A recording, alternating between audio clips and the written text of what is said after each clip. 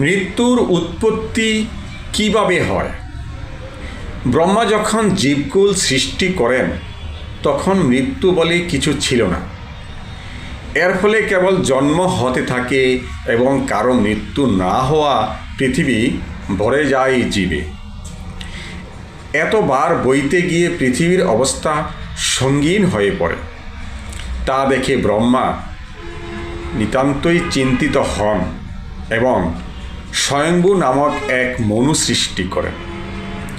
এই স্বয়ম্ভুর পুত্র হল রুচি। রুচি 7 পুত্রের মধ্যে ভরত অন্যতম। 7 পুত্রকে সপ্তদ্বীপের অধিকার দেন রুচি। এর মধ্যে জ্যেষ্ঠ পুত্র পান জাম্বুদ্বীপ এবং ভরত পান পক্ষদ্বীপ। কিন্তু ভরতের ইচ্ছা ছিল জম্বুদ্বীপ নেওয়া। পছন্দমতো দ্বীপ না পেয়ে ক্রোধে সন্ন্যাসী হয়ে বেরিয়ে পড়েন ভরত এবং মিহির পর্বতে গিয়ে কঠিন তপস্যা শুরু করেন। তার তপস্যায় তুষ্ট হয়ে ব্রহ্মা বর দিতে এলে বর না নিয়ে মৌন থাকেন ভরত।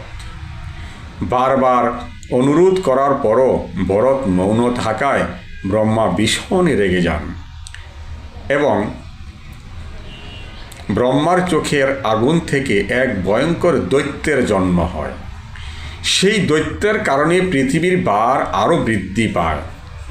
কেঁপে কেঁপে উঠতে থাকে পৃথিবী। এই ভার সহ্য করতে না পেরে পৃথিবী ব্রহ্মার কাছে ভার কমানোর মিনতি করে। এতে ব্রহ্মা চিন্তায় পড়ে যান এবং ভগবতীর কাছে যান। চিন্তায় তার কপালে গাম দেখা দেয়।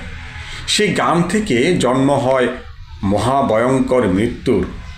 জন্ম হওয়া মাত্র ব্রহ্মার দিকে তাকিয়ে ভীষণ দর্শন মৃত্যু বলে, আজকে আমি সমস্ত জীবকুল নিধন করব।